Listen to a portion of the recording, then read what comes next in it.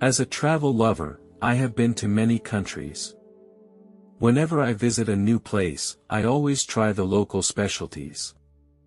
In the winter of 2021, I traveled to Thailand, which is one of my favorite countries. I really like the climate there. Many people think that Thai food may be too spicy, but I really enjoyed the taste and every bite gave me a thrill. I tried many dishes in Thailand, and one of my favorites was the cold seafood. I know this diet of mine may not be very healthy, but when I come across my favorite food, I can't help myself. When traveling, I find it a very rewarding experience to taste local cuisine because it not only satisfies my taste buds, but also gives me a better understanding of the local lifestyle. During my travels, I would occasionally feel pain in my abdomen. I've had this happen before, but this time it felt a little worse. So I decided to return home early. The day after I returned home, I went to the hospital by myself. The doctor examined my body, but could not determine the cause of my illness. He said it was possible that I had eaten some kind of unclean food that caused it. I've had this before, so I took some painkillers like I used to do. But this time it didn't help. My mother was very worried about me and she noticed that I was getting worse, so she took me to the hospital again. This time I was lucky enough to meet an experienced doctor. He examined me carefully and then told me that my appendix had started to ulcerate and that I had to schedule an operation as soon as possible. When I heard this news, I felt very scared and worried. I had never experienced surgery before. The doctor also told me that appendicitis could cause more serious consequences if left untreated. Surgery was the only treatment and it had to be done as soon as possible. Before the surgery, I was very scared. The nurse kept encouraging me and assured me that the operation would be completed successfully. But then the accident happened. I lost a lot of blood during the operation and my heart stopped beating. When I lost consciousness, I entered a very strange state. I felt like I was leaving my body. Instead of feeling any pain, I felt very relaxed and free. My consciousness was floating on the ceiling of the operating room, and I saw that there were many people around my body. I did not feel any attachment to my body.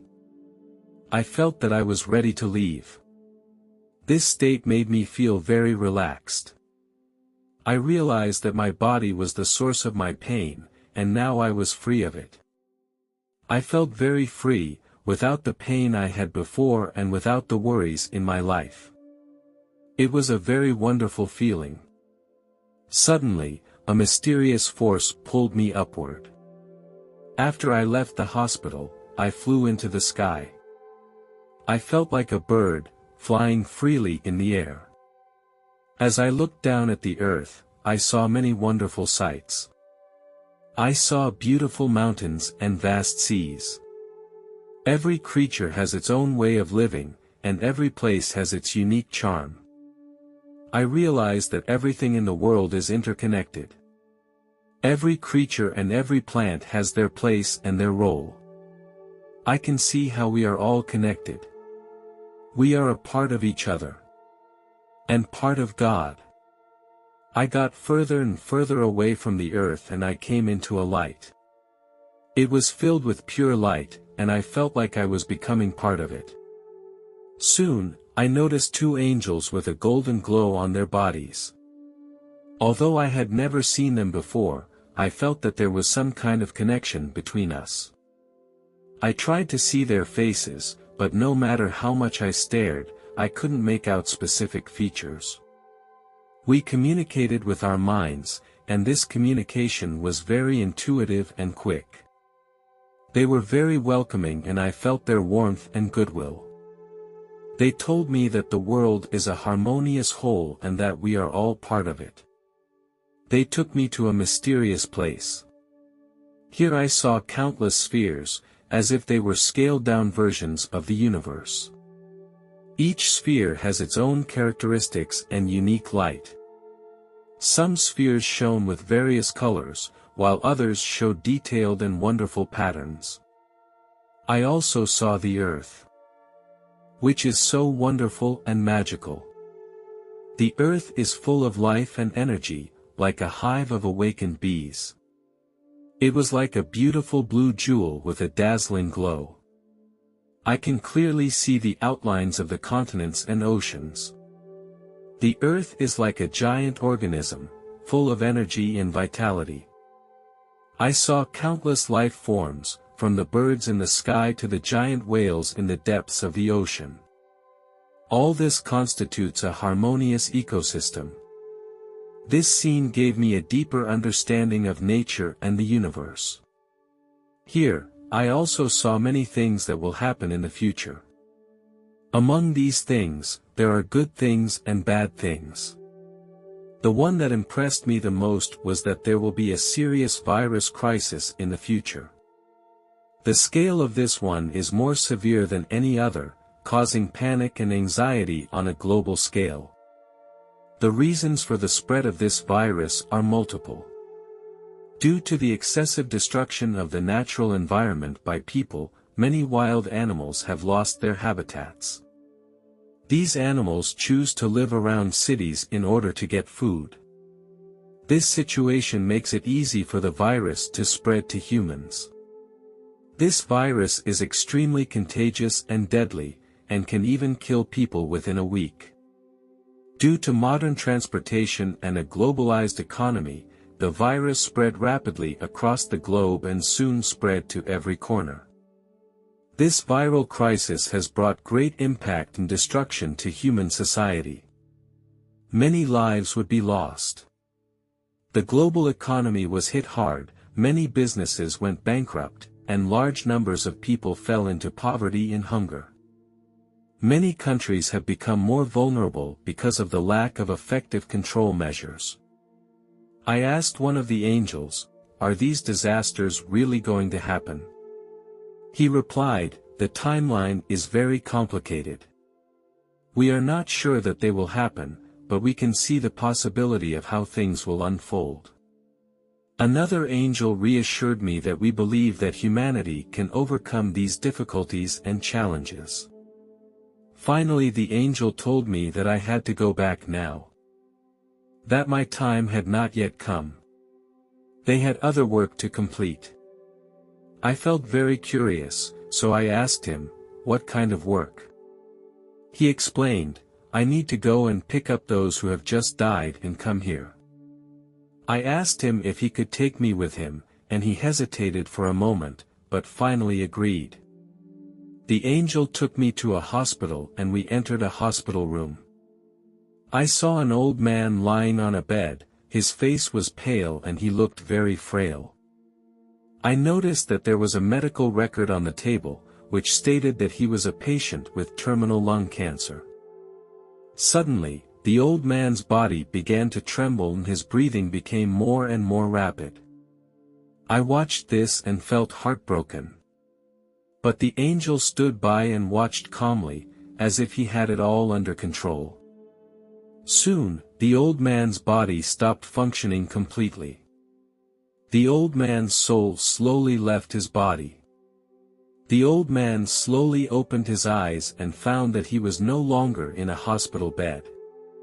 His face wore a puzzled expression. He saw the angel and me and felt even more confused. The angel walked over to the old man and said, "Your mission on earth is finished, now you can go to heaven with me." The old man's face showed a hint of surprise and he asked, "Heaven? Can I really go to heaven?" The angel smiled and replied, "Yes, heaven is your true home." A look of satisfaction appeared on the old man's face, and then he thanked the angel.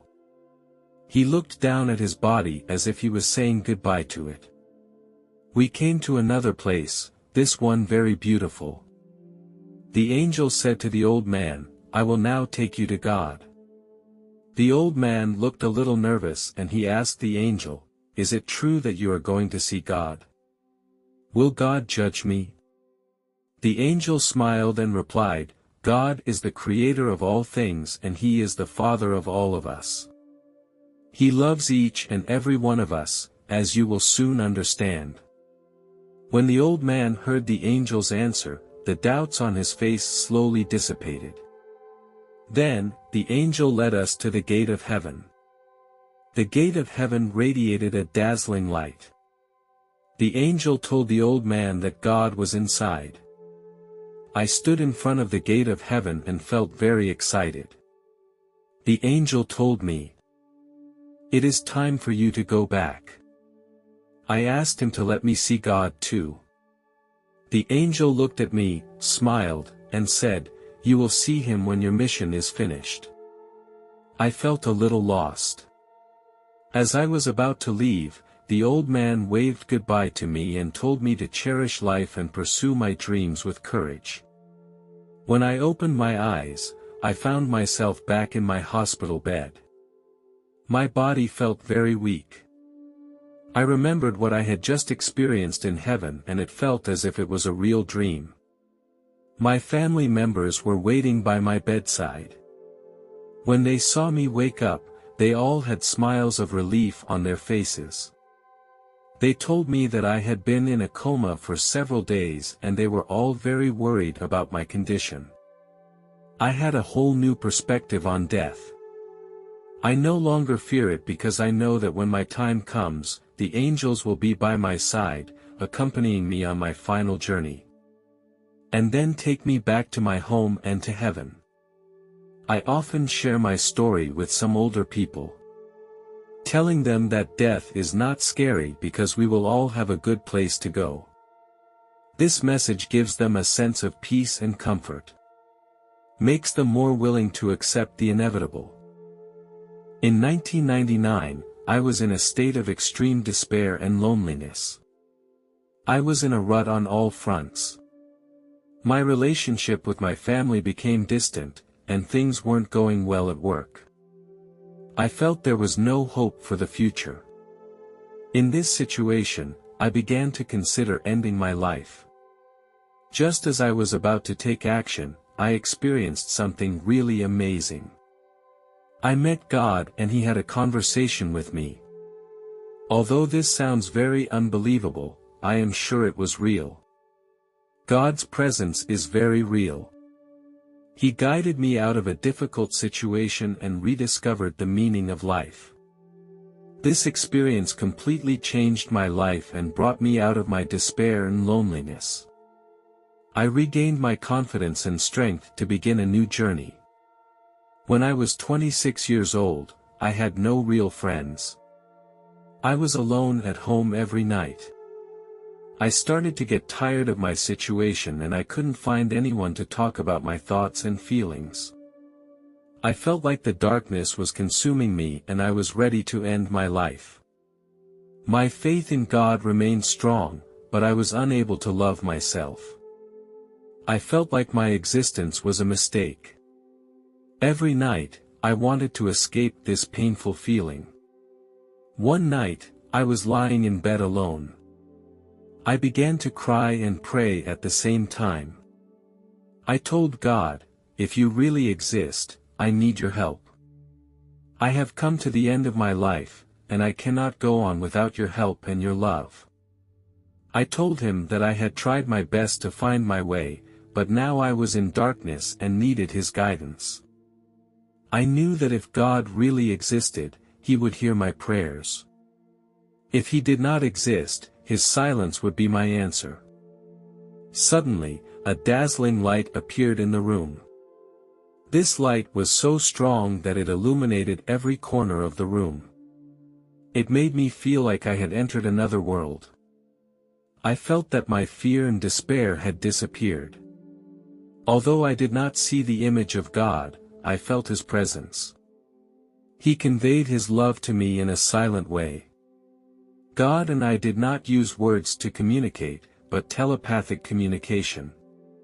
The feeling was amazing. God said to me, "I am always there for you, and everything will be okay. My child, I have always loved you. Nothing you do will ever separate you from my love. When God called out my name, I knew it was my real name. That name felt very old and completely different from the name my parents had given me. I knew that name belonged only to me. God took me into another dimension. This is a space made up of God's love. Here, I felt immensely happy and content. I felt surrounded by infinite love. A wonderful connection was established between me and God that cannot be described in words. This experience made me feel like I was home, back in my true home. I learned a lot in this space. God is not only the creator of the universe, but also created me. He has infused me with infinite love and creativity. I know I can trust him because his justice and mercy will never change. Although God is so perfect, my heart is full of doubts. I asked God, why is there so much pain in my life, and where were you when I was suffering? God said, my child, do you think that you are the only one who suffers? Everyone has their own difficulties, but these experiences can make you stronger.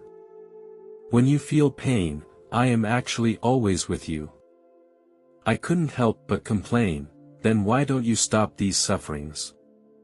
God went on to say, if I always protect you, you will never be able to grow.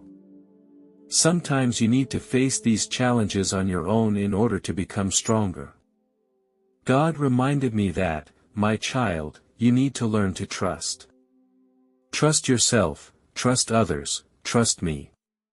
When you encounter problems, you must trust that you have the ability to face everything, that those around you will support you, and that my love will always be there for you. Then God held my hand and a strong energy passed through my body. It was like I had traveled back in time and I went back in time. I saw myself as a small child, beaten by my father. I saw myself crying at home, praying for my mother to come and protect me. But my mother never showed up. And I had to suffer all this pain alone. Then I saw myself at school, where the voices of ridicule and mockery were constantly ringing in my ears. At that time, I felt very lonely and helpless. Then, I saw myself being criticized by the leaders at work. I felt so lost and frustrated that I didn't know how to respond. God told me to look closely at every detail. He reminded me to pay attention to the details around my body. In every memory, I saw a soft light around me. God told me that in my loneliest times, when I was abused and hurt, He was always there for me, surrounding me with His love. In that moment, I understood that I was never truly alone because God was with me all the time. As I continued to observe, I realized that I saw a light around all people. Some people may have hurt me at one time or another, but in God's eyes, they are also His children. I began to understand that God's love did not just shine on me, but that His love shines on all people, all life. God held me and gently comforted me. He said, "My child, although I cannot change anything now, I promise you that you will come out of the gloom and everything will be all right." I looked up at God with tears in my eyes. He looked at me with a warm gaze and continued, "Don't be afraid, I will never let you face pain and difficulties alone. Believe me, I will always be by your side and support you." I asked Him, "What should I do?" I didn't know how to face the people who had hurt me. God said, "My children, they are my children too. They may have made mistakes, but they too can be forgiven and loved by me. You need to learn to forgive them because you are all my children. Believe me, everyone has the opportunity to change." I asked Him, "Everyone has a light around their body, what is that light?" God patiently explained, "That is my love, everyone is enveloped in love, it will bring you strength and support." I took a deep breath and felt the frustration in my heart slowly dissipate. God continued. My child, one day you will return to your true home and meet me there again.